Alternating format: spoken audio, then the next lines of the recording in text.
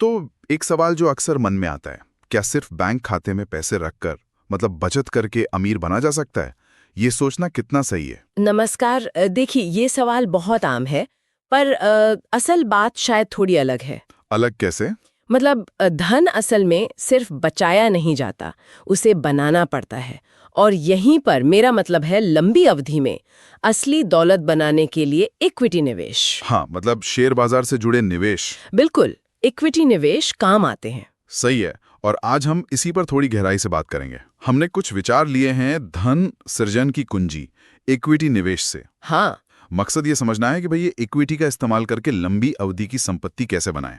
इसमें सोच कैसे बदलनी है, क्या तरीके अपनाने हैं, क्या कदम उठाने हैं। बिल्कुल, शुरुआत सोच से ही होती है। तो ये मानसिकता बदलने वाली बात, ये क्या है असल में? देखिए, ये सबसे जरूरी हिस्सा है।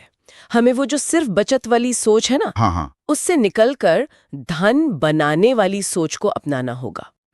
धन बनाना हाँ। मतलब निवेश का जो डर होता है, हम्म। उसे अनुशासन से बदलना, हम्म। हिचकिचाहट को एक्शन से, और वो जो होता है ना आज का छोटा मोटा फायदा, हाँ, शॉर्ट टर्म गेन। बिल्कुल, उसके बजाय लंबी अवधि की तस्वीर देखना। और इसी लंबी अवधि में वो जो कहते हैं ना कंपाउंडिंग का जादू। कंपाउंडिंग। हाँ, सुना तो बहुत है इसके बारे में, पर ये काम कैसे करता है? खासकर अगर कोई छोटी शुरुआत करे। देखिए, कंपाउंडिंग सीधी सी बात है, आपके मुनाफे पर भी मुनाफा कमाना। अच्छा। लेकिन इसे समय चाहिए। और अच्छी बात यह है कि आप सिर्फ मान लीजिए 500 रुपए प्रति माह से भी शुरू कर सकते हैं। 500 रुपए से? सच में? हाँ बिल्कुल, शर्त बस इतनी है कि आप टिके रहें। मतलब 20 साल 30 साल इतने लंबे समय तक निवेशित रहें। समय के साथ वो छोटा सा 500 रुपए भी बहुत बड़ा बन सकता है। वाह, ये तो वाकई कई लोगों को हिम्मत देगा। लेकिन सिर्फ शुरू करना तो काफी नहीं होगा, सही तरीके से करना भी जरूरी है।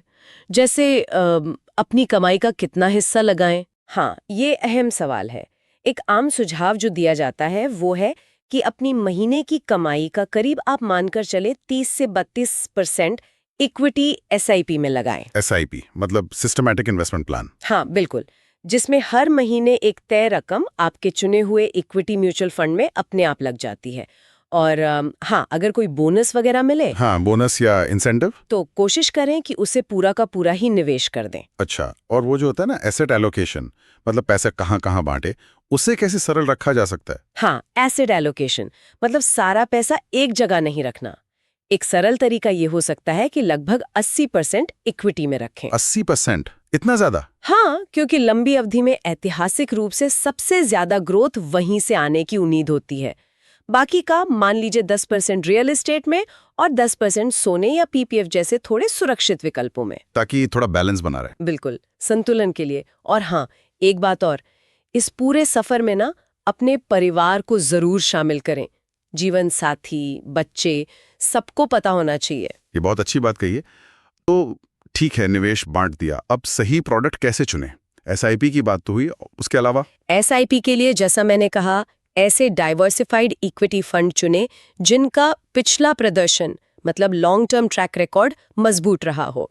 डाइवर्सिफाइड मतलब जो कई अलग अलग कंपनियों में पैसा लगाते हैं, जिससे रिस्क कम हो जाता है। हाँ, जोखिम बट जाता है। इसके अलावा कभी कभी अच्छी भरोसेमंद कंपनियों के आईपीओज आते हैं, जब कंपनी पहली बार शेयर लाती है। हाँ, वो भी एक अच्छा मौका हो सकता है निवेश शुरू करने का। बस कंपनी भरोसेमंद होनी चाहिए। और किन चीजों से बचना चाहिए, जैसे एफडी, फिक्स्ड डिपॉजिट? देखिए, एफडी सुरक्षित तो लगती है, लेकिन एक बात समझनी होगी, महंगाई। हाँ। महंगाई और टैक्स काटने के बाद एफडी में रखा पैसा असल में अपनी कीमत खो सकता है। ओह, मतलब पैसा घट रहा है, खरीदने की ताकत कम हो रही है। जबकि इक्विटी में लंबी अवधि में महंगाई को मात देने की क्षमता होती है।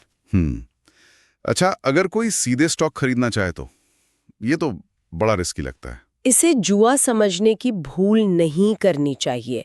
ये असल में कंपनियों को परखने जैसा है। परखना मतलब ये देखना कि कंपनी चलाने वाले लोग यानी प्रमोटर्स कितने ईमानदार हैं, क्या कंपनी लंबे समय तक मुनाफा कमा सकती है, मैनेजमेंट कैसा है, क्या वो कुछ नया कर रहे हैं, इनोवेशन, डिविडेंड देते हैं या नहीं।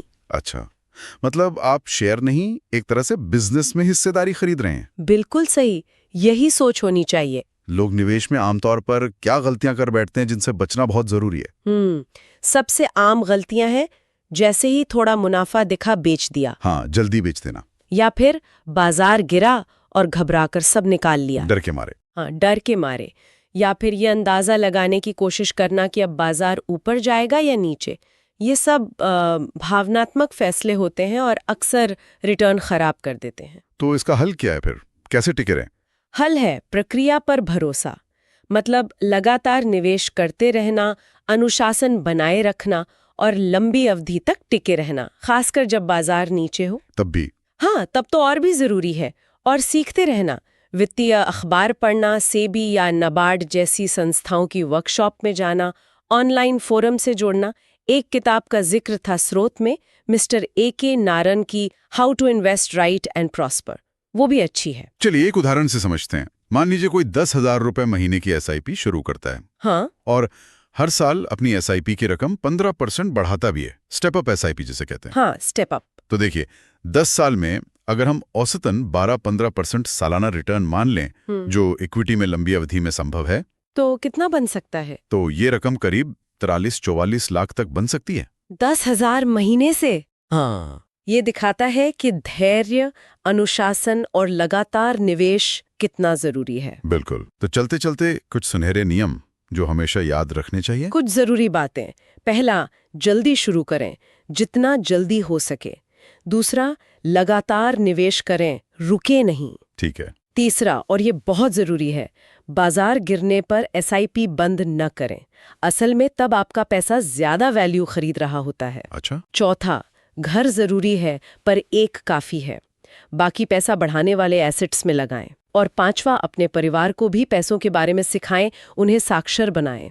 बहुत ही बढ़िया। तो संक्षेप में आज की चर्चा की मुख्य बातें क्या रहीं? मुख्य बातें हैं, आज ही एक SIP शुरू करें, चाहे 500 रुपए से ही क्यों न हो। हाँ, पहला कदम उठाना। बिल्कुल। कम से कम 20-25 साल का नजरिया रखें, लंबी अवधि सोचें, हर 6 महीने में अपने लक्ष्यों को देखें, जरूरत हो तो पाप्ट करें, और रोजाना पैसे के बारे में कुछ नया सीखने की कोशिश करें। बहुत अच्छे। तो पहला कदम उठाना सबसे जरूरी है, चाहे वो छोटा ही क्यों ना हो। बिल्कुल। और अंत में श्रोताओं के लिए एक विचार छोड़ जाते हैं। हाँ। कहते हैं ज्ञान बांटने से बढ़ता है। तो क्या आप SIP और कंपाउंडिंग की इस ताकत के बारे में कम से कम एक और व्यक्ति को बता सकते हैं? शायद धन तभी सबसे अच्छा बढ़ता है जब उसे साझा किया जाए।